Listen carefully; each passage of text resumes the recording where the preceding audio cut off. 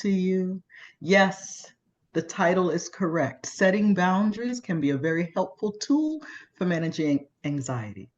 By establishing limits on your time, your energy, your space, we can create more predictability and control in our lives, which can reduce anxiety inducing feelings of overwhelm and uncertainty. That's what we're going to talk about tonight, how boundaries, setting them, can help reduce anxiety, help us manage anxiety better. For those of you who are seeing me for the first time, my name is Karen Marinez. I'm an emotional wellness coach. I focus on helping the exhausted woman who struggles to feel comfortable in her own skin and overextends herself to please others.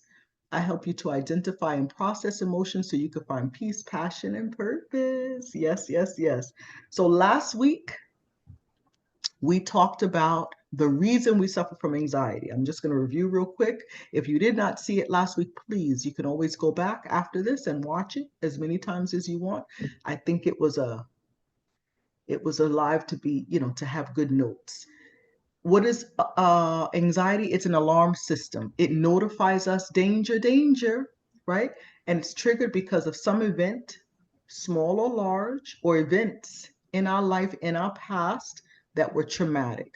We may or may not remember all the details of the event, but our body does, our subconscious does, and any small thing can trigger that alarm system. So we put alarms up in our house. That's a good thing. We have them for a reason. The problem is when we get bothered by it, when the alarm goes off all the time and we're like, well, wait, what's going on? It could be a smell, it could be anything that triggers it. So being aware of and attending to our basic physiological needs, we talked about that last week. You're proven to your body and mind that you are not that helpless child way back then or teenager that went through that traumatic event and you couldn't do anything about it. But today, right now, you can prove to yourself, I am very capable of caring for us. I got you. I can protect you. Okay, so feel free to look back at last week's live. I think it was a really good one, if I must say so myself, and I got some really good feedback on that. So I want to say hi to everyone, my Elvin, and I have him right here next to me. I'm like, Elvin, I want you next to me. So he's next to me at the table. Normally he's in the back in the room. And he reminds everybody, please, to hit the like button. Hey, it's Cindy Wendy. Hey, Carolyn. Hello. Fabiola. Hello. And Tiffany Brooks, who's a new member. She's a part of the inner circle. Nice to have you, girlfriend. Good to have you all here. So here's how boundaries can specifically help with anxiety. Okay, let me just fix my hair.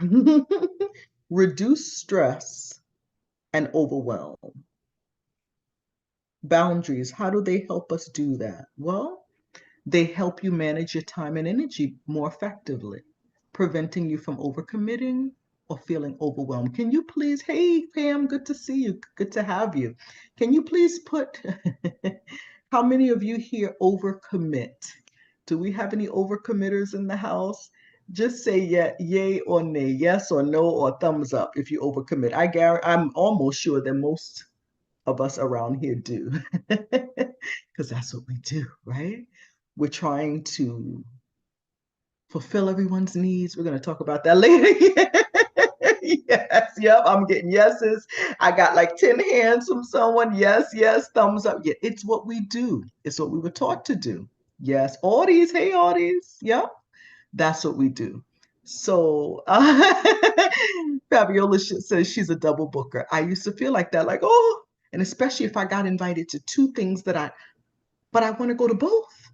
And I would feel so torn, like if I could just split my body in half and go to this one and that one. But now I have to choose. Yeah, yeah, it's what we do. Okay. So boundaries help us to prevent overcommitting, which then leads to feeling overwhelmed. The first and most important thing is setting boundaries with ourselves, because truthfully, the only person we can control is ourselves, right? But in order to do that, we have to understand our own needs and limitations, and then establishing guidelines for ourselves to protect our time, energy, and well being. This can be like prioritizing self care, practicing saying no, and honoring your personal values. So here's a more detailed breakdown, okay? The first one is self reflection and awareness. We always talk about that around here because we're here for ourselves, we're working on ourselves. So we need to look inside and see who we are. What are our things? What's our value system? So here's one thing. What is important to you? If you're taking notes, this would be a question to ask yourself. What is important to me? Is it alone time? Is it time with family, volunteer work, good job performance, being well rested? And what do you need to thrive? Do you need a lot more free time, a good night's rest, good nutrition, time in nature, right? So we have to reflect on our own emotions, thoughts, and experiences to understand what are my limitations, what are my preferences, what do I like and not like. A lot of us don't know. So this is the time to figure it out. What is important to you and what do you need to thrive? If you care to share in the chat those things, feel free. But please write it down and think about it. If you're blank, you can't think of what it is, then please think about it so you can know what you need to set boundaries around in order to protect. If it's alone time, you need to protect that alone time because there's always going to be someone calling, coming by, right? Trying to make plans. If you need free time, if you like me, I need time in nature, feet in the grass, under a tree, right? I have to make time for that, but I have to know that so that I can make it happen, right? Fabiola says peace and, oh, I can't see it. It'll come up. Is important to her, yes. So it's important for us to know these things. Also, recognize your triggers and stressors. So pay attention to situations, this is so important, or people that drain your energy or make you feel uncomfortable.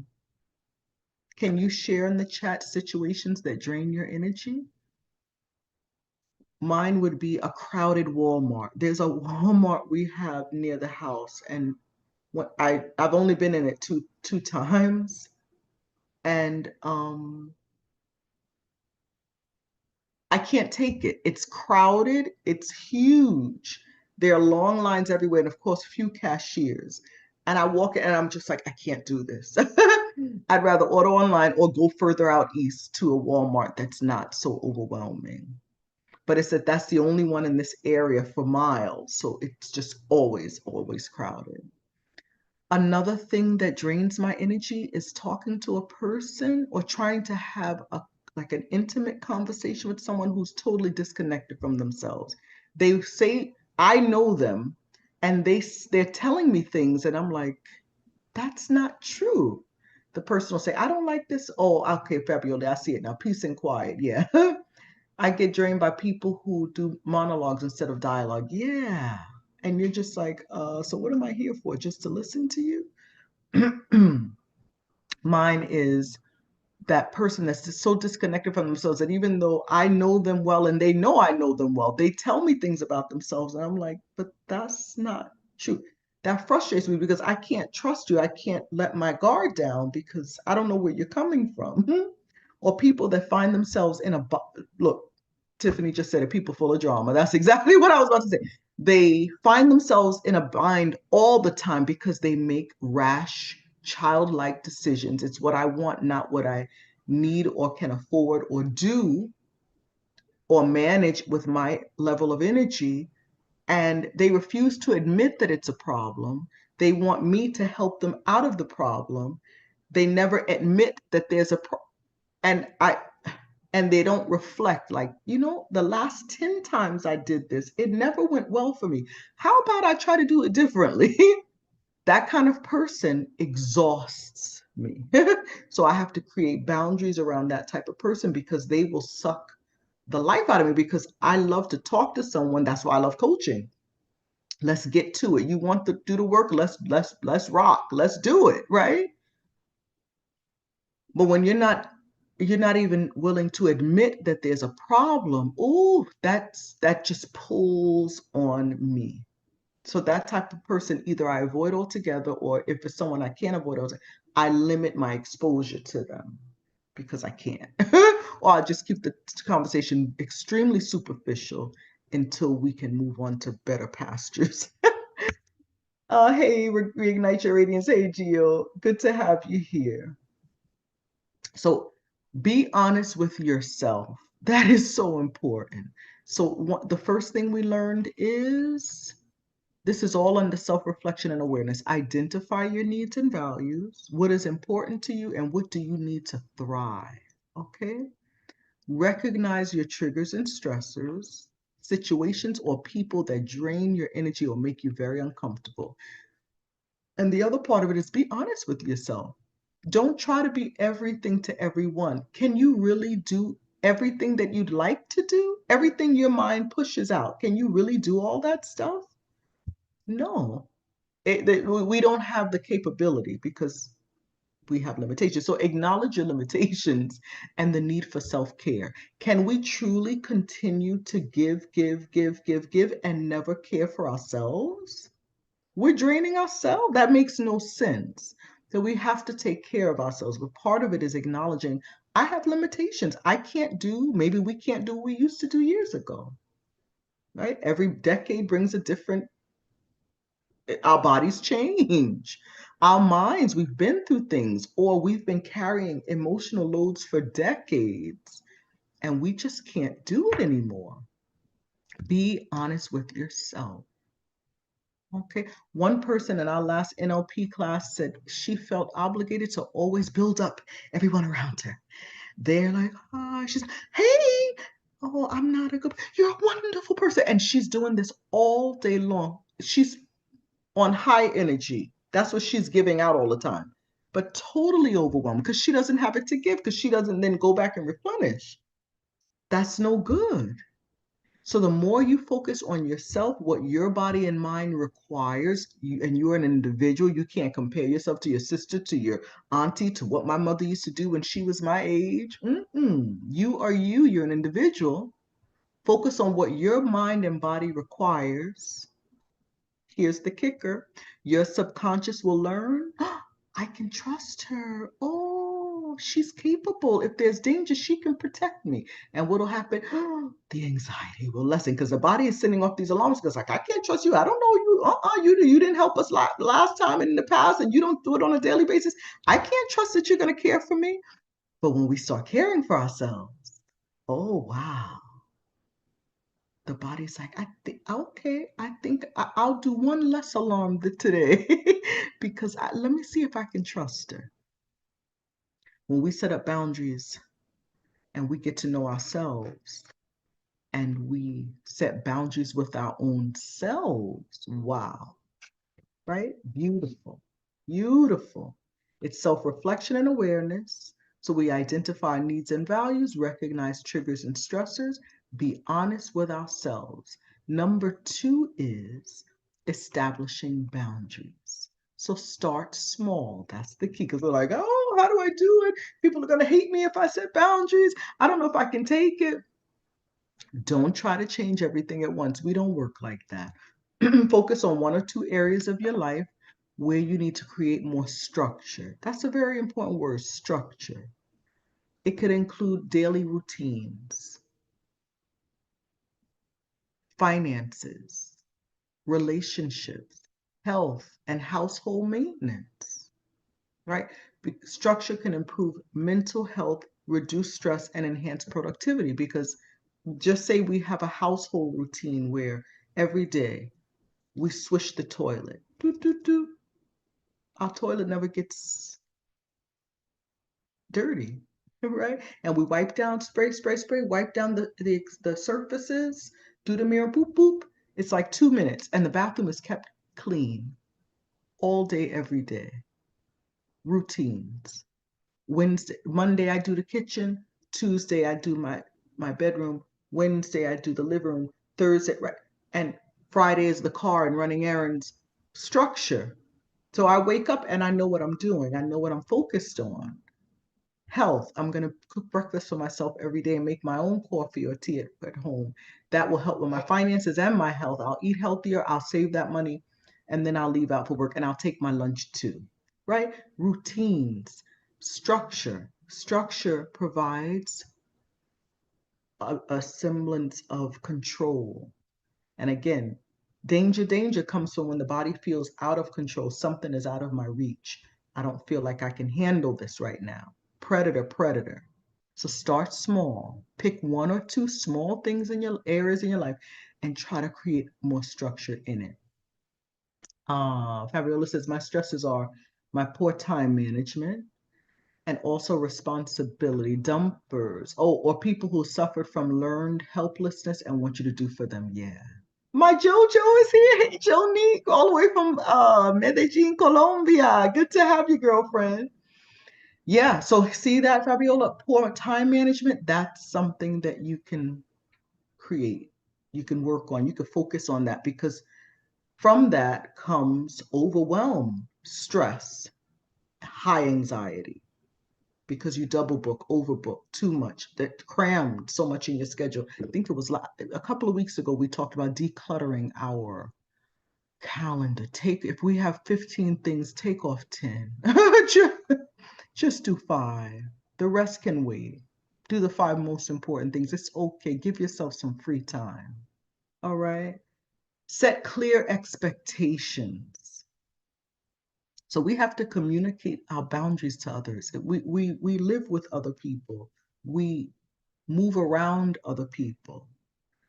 So especially if they are affected by our decisions, let's communicate our boundaries to them. We can't put the boundary in our mind, not say it to the people that we are encountering that will be affected by our decisions and then get upset when they're upset. No, you have to communicate. We have to use our mouth.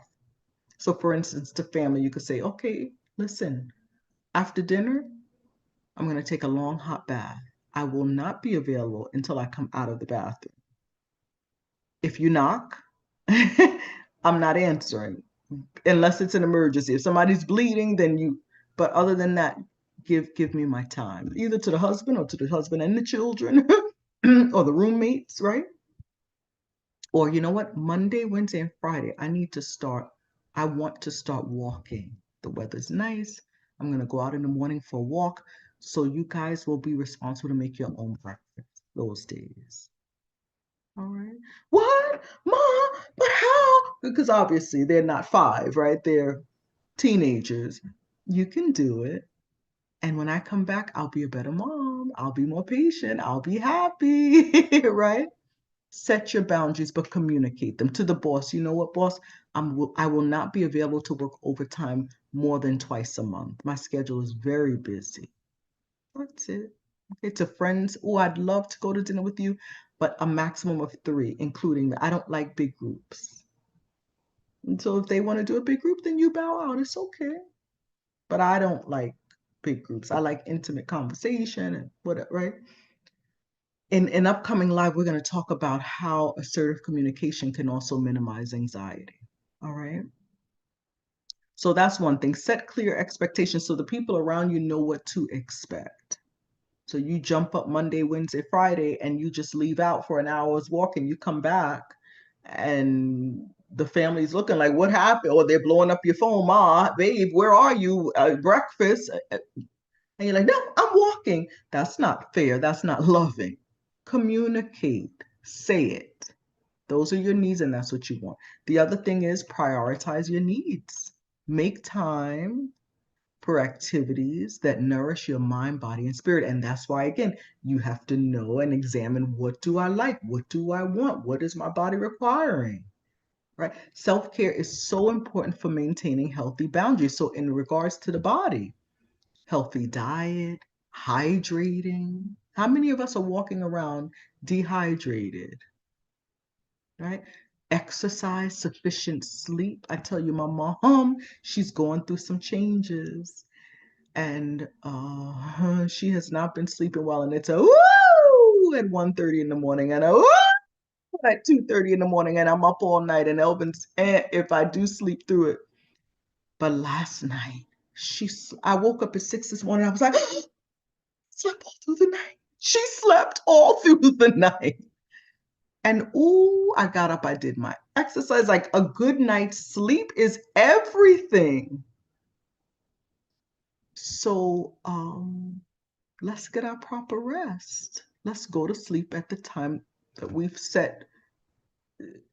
10 o'clock, turn everything off at 9:30, start shutting things down, get yourself cleaned up and get into bed, right? Jonika's going exercising tonight. Good for you. So that's the body. Those are things that nourish your body. What about the mind? How about mental stimulation like reading? Could be anything, a newspaper, a book, a novel, right? Some of us have religious information that we read. We read the Bible daily. Take a course, learn a language, do puzzles, play games, keep our minds stimulated, not just on our phones scrolling, watching TV. Everything is fed to us. Let's keep our minds stimulated. Some of you do that often, and some of us can really work on that. Okay? And what about the spirit? How do we nourish our spirit? And it's not in a mystical way, but it's meditation, reflecting. How was my day? How could I have made my week last week better? How can I make this one even more better? How can I thrive? What do I like? How can I do more for others while protecting my own space and taking care of myself? How can I nurture myself more? That takes time. Meditation helps with that. Not necessarily but just setting aside time for you. Spending time in nature. That's my, I love it. Expressing creativity. It could be that you sing, you play the piano. Some of us out there sew. You know who you are. Crank up that sewing machine. Get it out and do that. Right? If that's what some of us decorate, whatever the thing, do it. Some like to crochet, knit. Do the thing to express your gratitude. Our creator, to express our creativity. Our creator made us like that so that we all have all different interests. Some paint. Wow. Another one is practicing gratitude, because if we're angry about and ungrateful for what happened yesterday, and look, the day is almost over and we're upset about what didn't happen today, we stay miserable. But you can't thrive in misery. So be grateful. It's a practice. It's a learned practice. I encourage you to get, if that's something that challenges you, get a gratitude journal. Start one. And write down 3 things that you're grateful for every night before you go to sleep. You'll be a happier person. And it could be something as simple as, I'm so glad my legs work. There are people in wheelchairs that their legs don't work. I'm thankful for my hands, that I can pick stuff up. And I'm grateful for that pillow that I had. It's just the right, and I slept so good, right? Simple things. And then, of course, cultivating healthy relationships. So we prioritize our needs. Another thing, learn to say no. It's okay to decline requests that don't align with your values. Someone invites you to a dinner on a vacation with people that you don't get along with, you don't like them. Say no. Don't pay money to be miserable. You could do that on your own. Oh, can you spend the day with me in the museum? And you don't like museums. The day, I could go for like an hour. Or the day, don't do it. Unless it's like, okay, it's your spouse, I'm going to accompany them. But even with that, no, communicate. I can't stay the whole day. If I do, I can take my book. You can walk around and read. There are people who want to read every little thing. That's fine. And I'll sit over there, or I'll find the cafe in the museum, and I'll read my book, and I'll catch up on some things I wanted to do. And then when you're done, you come back. But I'll spend an hour with you, right? Bargain, communicate. But I can't, a whole day in a museum, that's not me. Reading that doesn't make me happy. Or things you don't have the capacity to handle. You have knee issues and somebody invites you, come on a 3-hour afternoon hike with me physically. Your knees can't handle that. Say no.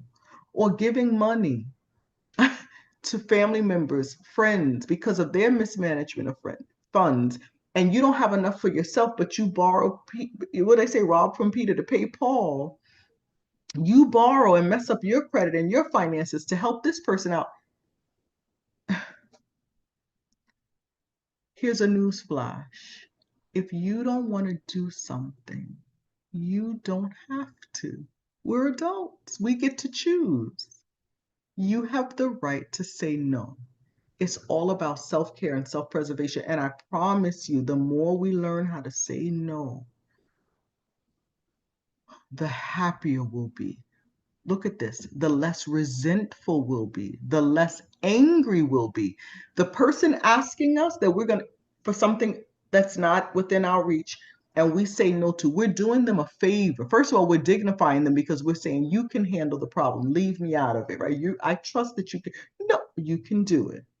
And second, I won't look at you the next time I see you and feel anger and resentment towards you. So it's a win-win, right? Learn to say no. You do not have to do things you do not want to do. Now we have to pay our bills.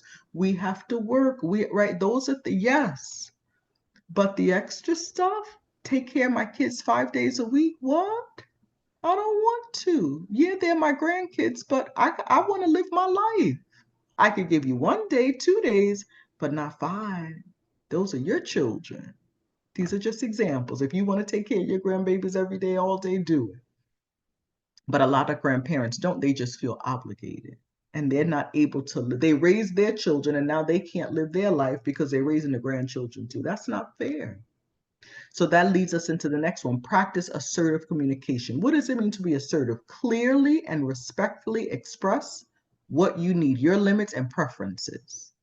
It's setting boundaries, but it's being assertive, but not aggressive, without tact and just jumping all over people, but clear communicate. This is what I want. Say it. Just say it. A lot of us have a problem saying it. I'm busy right now, but I'd be happy to help you later. Oh, I appreciate your offer, but I'm going to have to decline. Or how's this one? I'm not comfortable with that request. Can we talk about another way of doing it? Clear, firm, assertive, and respectful, but there's no guessing.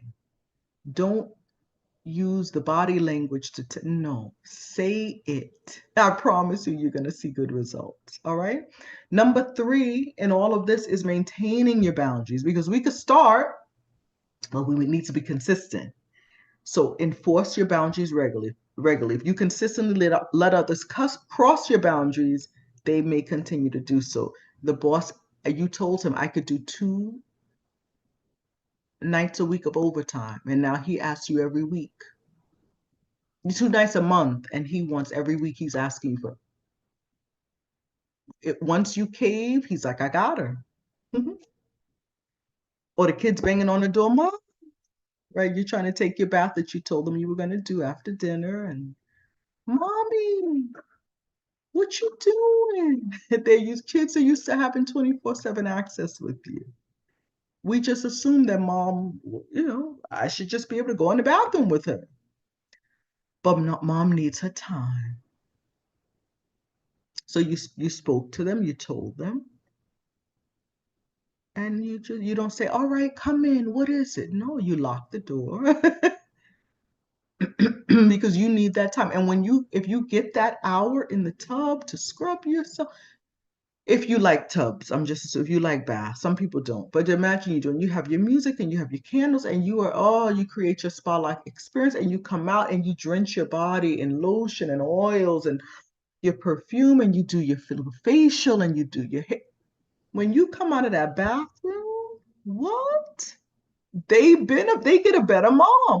Everybody benefits when we set boundaries and take care of ourselves and prioritize our self-care. We feel like it's selfish, and other people tell us it's selfish. Well, you just think about yourself. Baby, you're going to benefit in the end.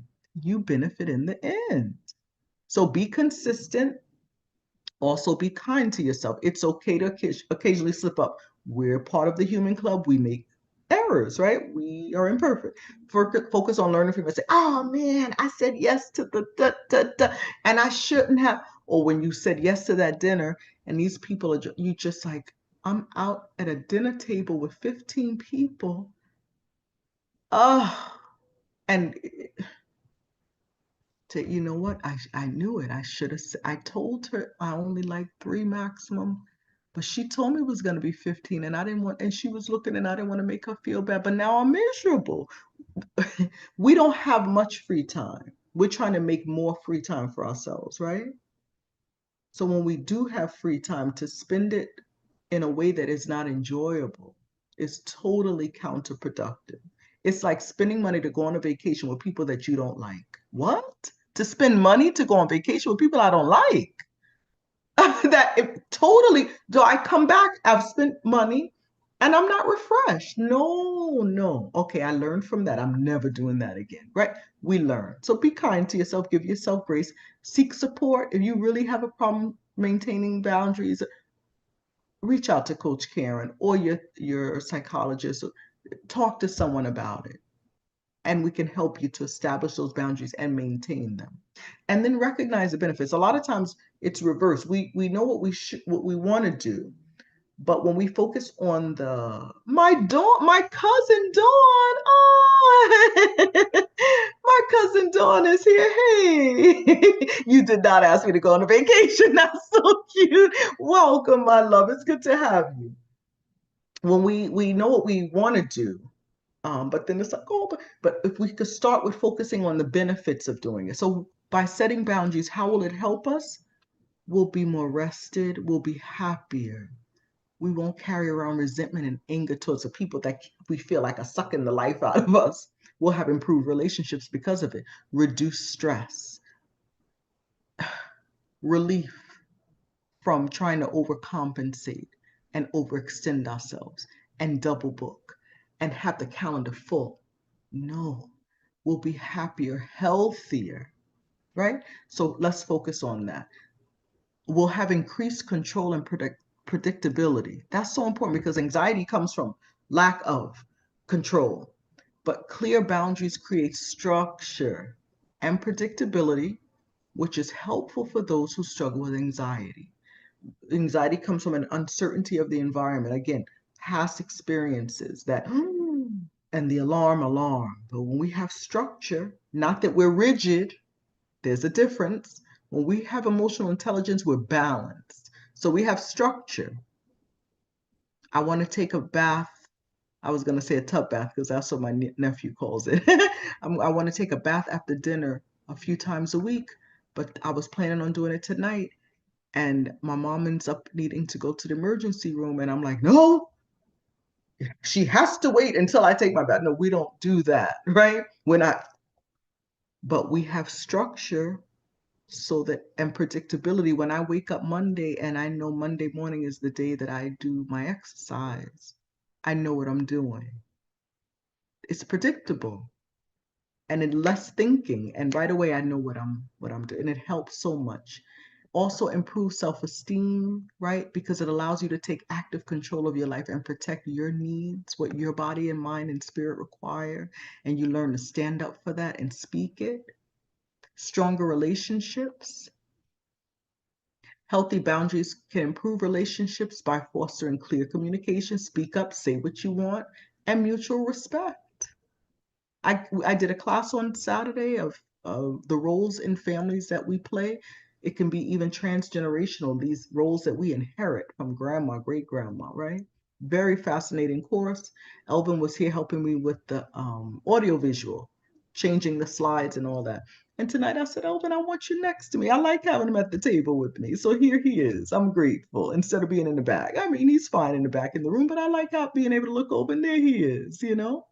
So clear boundaries. If he said no, okay. But and he's probably like, oh, that's all I that's all I had to say. But clear, let's speak up and say what you want. It's up to the person to decide if they're gonna, but just say it. And it right? It makes for better relationships. Also, reduce exposure to triggers. This is really important. By setting boundaries with others, you minimize your exposure to situations or people that may be triggering your anxiety. That person that always wants to pull on you. Somebody said it. Yeah, they have a learned helplessness and they want you to do everything for them. Fabiola mentioned. It's exhausting. They're the victim all the time. Reduce exposure to that type of person until you have the energy to say, you know what, you can do it yourself. And I'll guide you. And then what do they say? Teach a man to, no, give a man a fish, you feed him for a day. Teach a man a fish, you feed him for a lifetime. That's what we want to do. Teach them how to fish. I can look it up for you on Google, but you don't know how? Okay, I'm going to show you. So the next time you can do it yourself. Minimize those triggers, things that make our body say, alarm, alarm. It's just too much. Okay. Another example, people invite you to social gatherings that are huge. That's overwhelming for you. It triggers your anxiety. Then you say no to those. How many people are going to be there? Oh, I'm not going to be able to make it. But you get to set the boundary. You can politely decline invitations. Now, we don't want to decline all invitations. We want to be social, but we can decline invitations as we are bettering ourselves, focusing on ourselves. We are entitled to kind of go inward and work on ourselves at our own pace. The more we do that, we'll be lighter, we'll be open to different adventures, different experiences that we weren't before. All right. So, what are the key takeaways? Boundaries are not about being rude or uncooperative. That's what we think. Oh, they're not going to like me anymore. Think about, what are you afraid of losing if you set a boundary?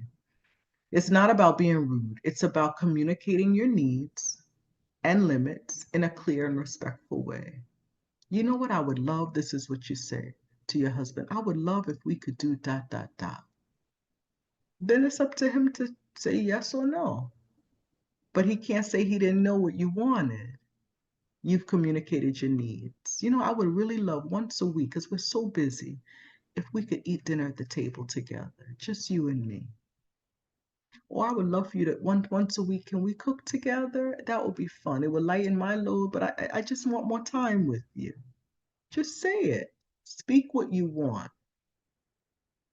Another thing is, it may take time and practice to learn how to effectively set boundaries, but it's such a powerful tool for managing anxiety and improving overall well-being. We've talked about some of the many benefits. It's so worth it. Try it. You may be, ooh, right? If you struggle with setting boundaries, give me a shout out. I can help you. We can talk about your individual situation. Okay. But living within these boundaries, wow, is crucial to lowering stress, lowering that sense of overwhelm, that, oh, and we have more satisfaction in life. We thrive. We have our responsibilities, our tasks in our structured environment, but we're happy. Anxiety and stress develop when we take responsibility for other people's emotions, behaviors, and thoughts, but we set a boundary on that. I'm so busy over here working on me.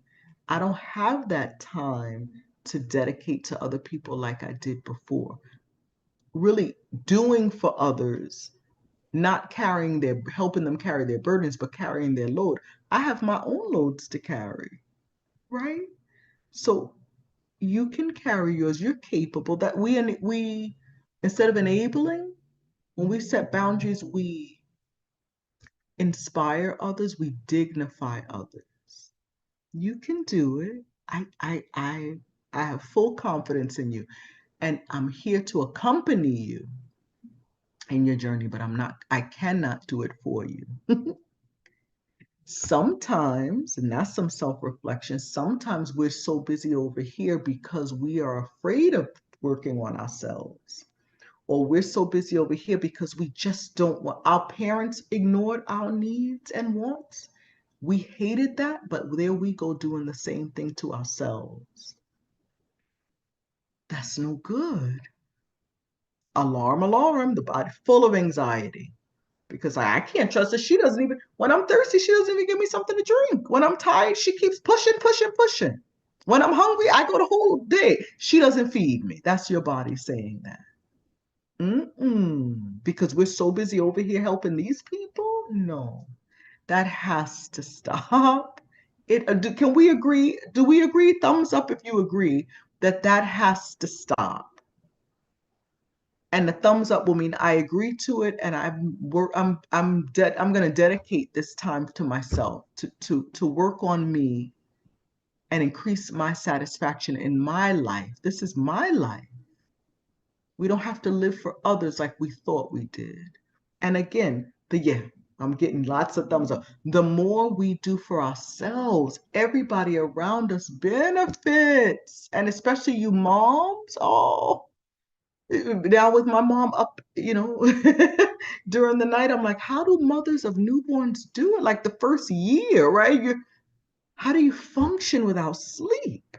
But some of us don't have children, but we suffer from insomnia. Why?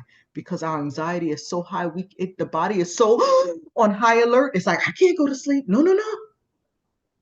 And we're up every night till 2, 3, 4 in the morning. Yeah, all right. I got some compromisos or some, what's the word? Oh my goodness.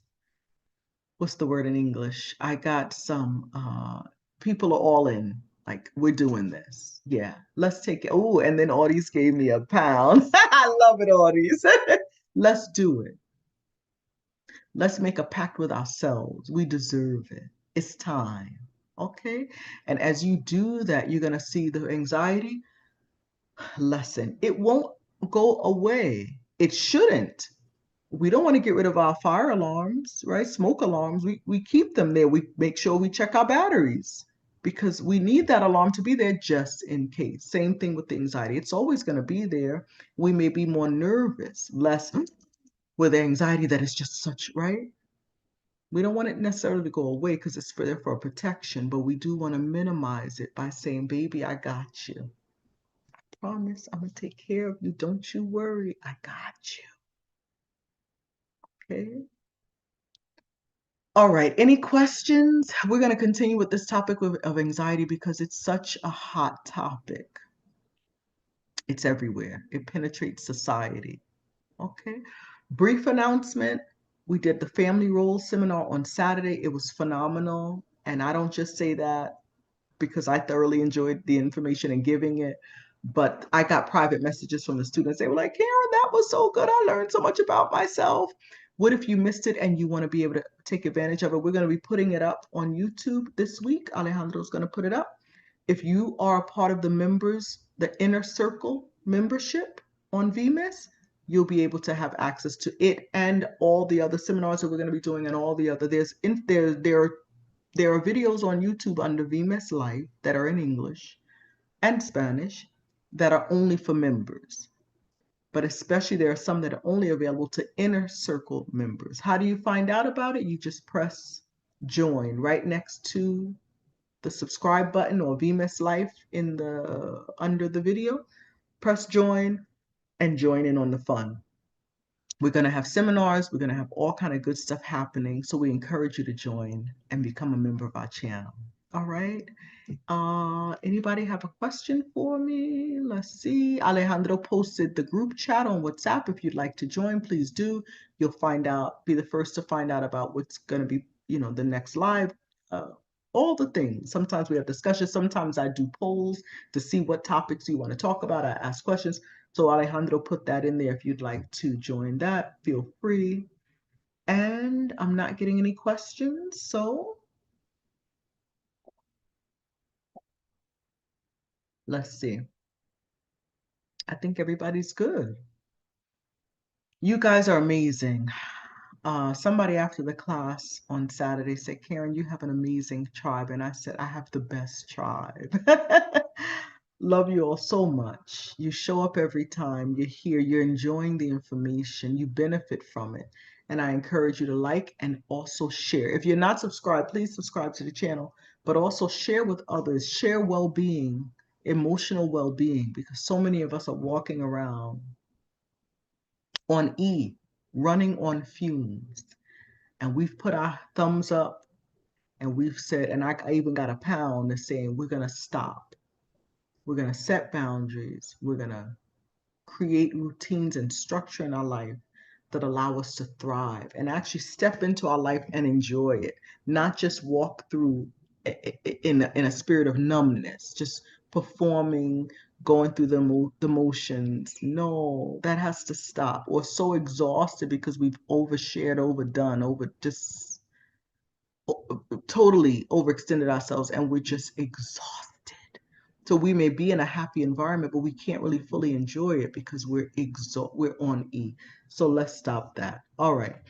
Itza says, thank you. Cindy says, thank you. Anxiety learning to understand is part of my journey. Help me to appreciate what it teaches me. I'm so glad you enjoyed it. Tiff, love you all. Sleep well. And we will see each other same time, same place, right? As we always do. All right. Talk to you soon. Mwah. Bye.